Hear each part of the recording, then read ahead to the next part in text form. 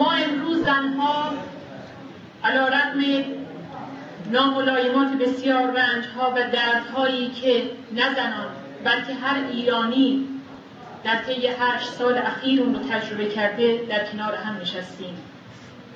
سوزها، داغ‌ها و دردهای بسیاری رو تجربه کردیم، اما در کنار هم نشستیم تا یک بار دیگر از مطالبات زنان در جامعه ایران بگوییم. همه ما علی‌رغم تنوع دیدگاه یا سلیقه یا نگرش‌های اجتماعی یا سیاسی و فرهنگی که داریم، در بسیاری از مسائل مربوط به زنان با هم متفق القول هستیم، یعنی هم در شناخت مشکلات و هم در ارائه حل‌ها و راهکارها. یکی از ایراداتی که تو اون شاید گردهمایی قبلی گرفته شده بود توسط نهادهای مختلف این که خب خود زنان هم خیلی فعال نیستن و در بیان مطالباتشون، در تلاش برای گرفتن اونها و در گرفتن حق خودشون شاید فعالیت لازم رو نکردن و لذا بخشی از این مشکلات به خود زنها و خانم‌ها برمیگرده.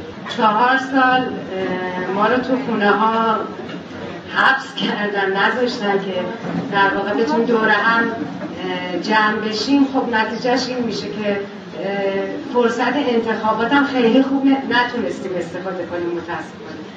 حکم تاریخه که زنان ایران این دوران بد رو پشت سر خواهند گذاشت. ما 8 سال پیش در جلسه هماندیشی تصمیم گرفتیم برای استفاده از فضای انتخاباتی مطالبات زنان رو در میادین شهر فریاد بزنیم. کتک خوردیم ولی فریاد کردیم. یاد هماندیشانیم که امروزه در زندان هستند یا آواره از وطن هستند به خیر باد و امیدواریم. اولین مطالبه، یک از اصلی‌ترین مطالباتمون اینه که این زنان که گناهی جز آزادی و آزادگی خواهی ندارند واقعا به جمعمون برگردن. مهمترین مطالبه زنان در سایه اون مطالبه اصلی جامعه ایران تغییره. زنان ایران امروز در کنار دوشادوش مردان و به عنوان قوه محرکه مهم جامعه ایرانی خواهان تغییرند. شرایط کنونی رو شأن مردم ایران نمیدونم. مردانی که رأی ما رو میخوان، من گفتم برای چی ما باید به شما رأی بدیم؟ بگید چه کار میخواید بکنید برای زنان؟ اصلا من نمیدونم چه برای تبلیغ. واقعا خانم دکتر گفتن شما حضور داشته باشید مطالبات رو بشنوید. من اصلا برای تبلیغ نیومدم.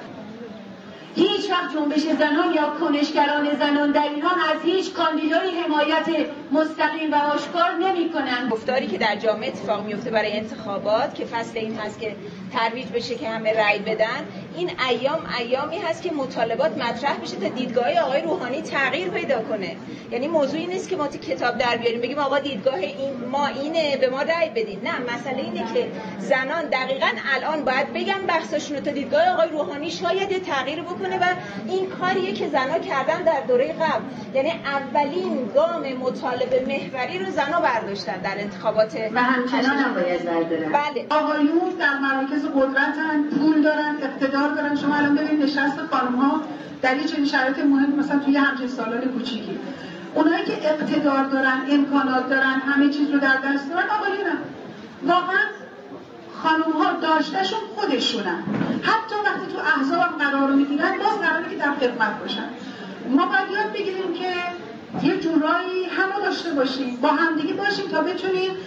این نداره یعنی به کف مطالبات یه مخرج مشترک، ولی یه مخرج مشترک پیدا کنیم و با همدیگه بریم جلو. واقعا هیچ قدرتی در جوامع بالاتر از قدرت رسانه نیست، حتی بالاتر از قدرت رئیس جمهور شاید، از نظر تأثیری که به مردم میذاره و از نظر اینکه تریبونیه که خواسته های مردم رو مطرح میکنه. به ویژه اینکه زنان ما به هر حال به لحاظ فرهنگی و حقوقی خب خیلی فرصت و امکانات کمتری از مردان داشتن همیشه. من فکر می‌کنم که این رسانه هاشون که میتونه حالا شامل مجله بشه، روزنامه بشه، کتاب باشه یا حتی شبکه تلویزیونی که یک از آرزوهای خود منه که بتونم یک روز شبکه تلویزیونی در ایران برای زنان داشته باشیم. به نظرم خیلی مهمه که حداقل اراده رفتن به این سمت در رئیس جمهور وجود داشته باشه که زنان بتونن یه تریبون نه، یعنی تعدادی تریبون برای خودشون داشته باشن که بتونن حرفاشون رو بزنن، مسائلشون رو منعکس کنن. و خود این میتونه مثل فرض کنیم NGO هایی که همیشه در همه کشورها کمکی هستن برای دولت، در این حال ناظر و منتقدی برای عملکرد دولت، نشریات هم بتونن آزاد باشن، نشریات زنان مجوز بگیرن و بتونن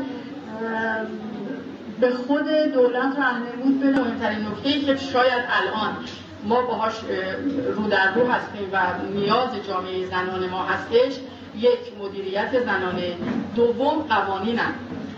البته حالا به ظاهر تو همین دوره 8 ساله به نظر می اومد که تعداد مدیران زن داره همینجور زیاد میشه. حتی ما وزیر زن هم داشتیم که قبلا نداشتیم وزیر زن رو، ولی اعتقاد ندارم اون مدیران زن جایگاه واقعی یک مدیر زن رو داشتن، یک مدیر رو داشتن.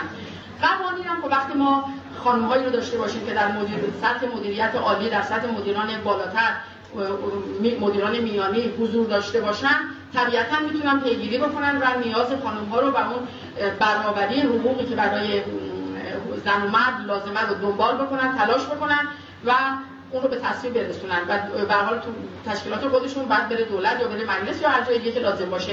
مجلس رأی‌گیریه. تا زمانی که ما تعداد نداشته باشیم، آقایون که عمدتاً نمیان به خانم‌ها رأی بدن. مثلا ما متقاعدشون، حالا همه خانم‌ها اکثرا این دوران‌ها رو گذروندن، خبر دارن.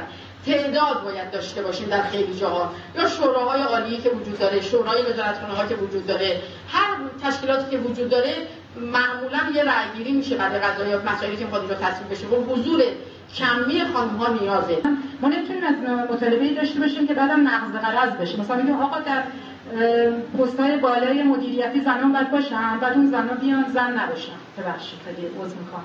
زن نباشن، یعنی از زن به عنوان اون چیزی که مورد نظر هست و انتظار میده که هر کسی توی این موقعیتی که قرار گرفت بتونه مشکلات و مسائل زنان ببینه و بهش بپردازه، نکنه خب چه ضرورتی داره. ما امروز پس از 4 سال دوری و پراکندگی از هم در کنار هم نشسته ایم، در شرایطی گرد هم آمده ایم که سیاست‌های دولت طی 8 سال گذشته در عرصه‌های مدیریتی، تحصیل، اشتغال، کسب توانایی و مهارت و صلاحیت برای زنان به جد و برنامه و طراحی شده قصد به انزوا کشوندن زنان و راندن اونها به خونه‌ها رو داشته، چنانکه امروز از نقش اول زنان به عنوان نقش مادر یاد می‌کنند.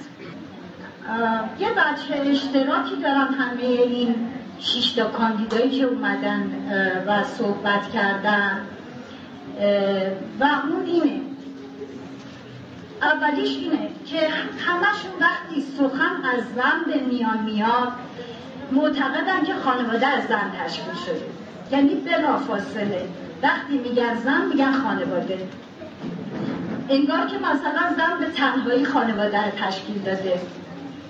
آخه یعنی زنی که به تنهایی خانواده تشکیل بخواد بده یعنی مادر مجرد که سنگسارش میکنن، پدرش دارن میدن اینا. بنابراین اگر زن اینقدر مهمه که خانواده و زن مترادف هم دیگه است، چرا خانواده رو متعلق به مرد میدونن؟ چرا در خانواده کمترین حق و حقوق رو باید داشته باشه؟ در هر کشوری وزارت علوم باید بسترساز ورود هر کس، چه دختر چه پسر، به کسب صلاحیت علم و دانش و تکنولوژی باشه. اما یادمون نرفته طرح تفکیک جنسیتی که قصد داشتن دختران، البته تا جایی همون رو پیاده کردن که ورود دختران به بعضی رشته‌ها رو محدود بکنن، چرا که در صورت عدم داشتن صلاحیت ورود اونها به بخشی از پست‌های مدیریتی خود به خود از بین خواهد رفت. یکی دیگه از مشکلات هم برای این کاندیداها اینه که زنها حضور 60% دارن در دانشگاه‌ها و فوری میرن میچسبن به رشته‌هایی مثل ارتوپدی و اینا که زن که زور نداره، یا مثلا زن مهندسی معدن بخونه خب اصلیه که نمیتونه بره. بنابراین باید محدودیت‌ها، یعنی از اینجا شروع میکنن تفکیک جنسیتی، تفکیک تحصیلی و این چیزا رو مطرح میکنم. علت این که ما نتونستیم به خیلی از آرزوهامون برسیم این هست که ما تشکل‌های مدنی رو به وجود نیاوردیم، نه برای مردان نه برای زنان. این جامعه هنوز این پتانسیل نداشته. علتش هم ترسی که از جمع شدن مردم هست. ما مطالبه‌مون چیه؟ اجازه بدید من بگم که به عنوان مطالبه سیاسی، مهمترین مطالبه سیاسی که ما میتونیم داشته باشیم، بله برمیگرده به جامعه مدنی. آیا به کار ما کار نداشته باشید؟ ما از شما انتظار نداریم کاری بر ما بکنید. لازم نکرده وزیر زن بذارید. حالا گذاشتید نوش جونتون. بعدم میرید دعواتون میشه، دو جا همدیگه رو افشا می‌کنید، زن دارید می‌ذارید. اختیار خودتونه. نمیخواد برای ما سهمیه بندی جنسیتی یا قوانین مثبت ایجابی بذارید برای رشد زنان. به کار ما کار نداشته باشید. بذارید نهادهای مدنی کار خودشون بکنن. تو کجای دنیا نهاد مدنی برای فعالیت غیر انتفاعی داوطلبانه مردمی حل مسئله اجتماعی بکن لازم بره از جای مجوز بگیره و اینجور نظارت بشه و اینجور کنترل بشه و اینجور نگاه امنیتی بهش وجود داشته باشه تو اصل خصوصی خودش، توی حوزه کاری خودش. برای چی باید همین چیزایی وجود داشته باشه؟ بله ما تحت فشارهای زیاد امنیتی بودیم برای فعالیت‌های اجتماعی خودمون، اما من معتقدم که فعالیت اجتماعی زنان متوقف نشده. شما بالاخره می‌بینید سازمان‌های غیردولتی زیادی که با همین شرایط موجود بعد اجازه بگیریم، خب اجازه بدید. اجازه ندادیم خب باید بسیم حقمون رو مطالبه می‌کنیم. خونمون من اعتقاد ندارم به این که اگر جایی حق ما رو ندادن کرکره رو می‌کشیم پایین میریم خونمون می‌گیریم میشیم خب دیگه رفع تکلیف شد. نه، ما با چنگ و دندان از حق طبیعی خودمون استفاده می‌کنیم همه جا. این فرق نمی‌کنه. همونطور که تو خانواده میگیم حق نداره مرد بزن زور بگه، تو جامعه حق نداره اون فرهنگ مرد سالار هر چی میخواد بشه پدر سالار هر چیزی اون کسی که بالا قرار میگه حق نداره زور بگه. نه بر اساس موازین اسلامی و مقررات اسلامی حق داره زور بگه. اگر میگن حق داره اون نگاه طالبانیه که ما باش کاری نداریم. اسلام طالبانی هم نتونست زن موفق باشه. زنای افغانستان گفتن ما تو دوره طالبان اونجا که دیگه سر می‌بریدن تو میدون رسما اعدام می‌کردن و به دار می‌کشیدن و اما اصلا گفتن ما زیر زمین جلسه خودمون داشتیم. زور اگه بخواست پاسخگو باشه که امروز ما اینجا دور هم جمع نشده بودیم. تحقیرآمیزترین و تبعیض‌آمیزترین لوایح در این دوره توسط دولت به مجلس ارائه شد. لایحه خفتبار موسوم به حمایت از خانواده. آخرین لایحه ندادن گذرنامه به زنان زیر 40 سال. بخشنامه‌هایی که تفکیک جنسیتی و تبعیضات جنسیتی و سهمیه بندی جنسیتی رو تثبیت میکنه در جامعه. از بین بردن و برانداختن طرح درست و به جای کنترل و تنظیم خانواده، دورکاری زنان، به حاشیه راندن زنان. هرچند یک وزیر رو هم البته زن کرد، اما همون وزیر زن چون در ارکان قدرت جایی نداشت به محض اولین مخالفت مورد خشم و عطا قرار گرفت و همون جایی که آمده بود رفت و در جای خودش نشانده شد، جایی که اونها میپسندیدن. از این روز که به نظر میرسه قدرت سیاسی بیش از این که عاشق یا تمایل به شنیدن مطالبات زنان داشته باشه، تمایل به جذب آراء اونا داره. و از این روز که من فکر میکنم که این آرا رو به آسانی نمیتوان داد. من فکر میکنم اولین مطالبه زنان، اصلی ترین مطالبه زنان در ایران زندگی و زیست انسانی است. از این رو شرکت و مشارکت آنها در ارکان قدرت ضروری است. سهمیه بندی جنسیتی برای حضور در ارکان قدرت فکر میکنم مطالبه است که ما را به زندگی انسانی نزدیک میکنه و اون رو یه مقدار برای زنها محقق میکنه.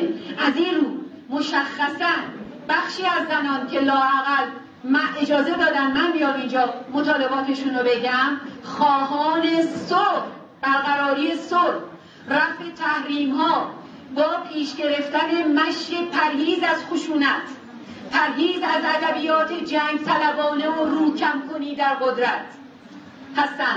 چون تا امنیت و صلح نباشه زندگی معنا نداره.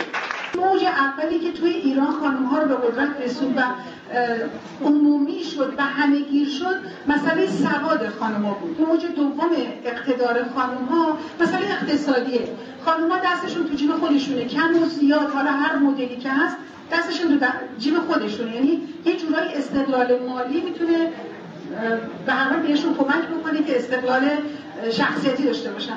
موج سومی که الان در واقع مطرح هست و همه در صحبتاشون روی همون قضیه چرخه، مسئله نفوذ در تصمیم گیری ها هست. ما تو این چند ماه اخیر گفتیم بریم دیدن اونایی که میخوان کاندیدا باشن. خب بالاخره یه نفر نهایتا رئیس جمهور میشه، ولی اینا به هر حال یه جاهای صاحب اقتداری هستن و واقعا ما تو نشستایی که با اینا داشتیم کارمون به جنگ و بعضیشون به تنش و به جنگ و جدل میکشید به خاطر اینکه قبول ندارن فرصت رو به خانم‌ها بدن. برمیگردم سر همون نکته‌ای که اول گفتم، من معتقد هستم که حرف سر خوبی و بدی آقایون نیست، نوع نگاهشون، نوع نگرششون، نوع دردآشناییشون، نوع نگاهشون به مسائل و مشکلات زنان عذابیه که باید باشه که نیست. تنها دارش اینه که خانوم‌ها برن جلو و عرضه کنن مطالب رو، یعنی پیش باید بریم. خود همین جلسه به نظر من توی نفسه بسیار ارزشمند، بسیار مفید و لذت بخشه که ما بتوانیم دور هم جمع بشیم و این نشون دهنده نوعی بلوغ و رشد سیاسی جامعه زنان ما هست.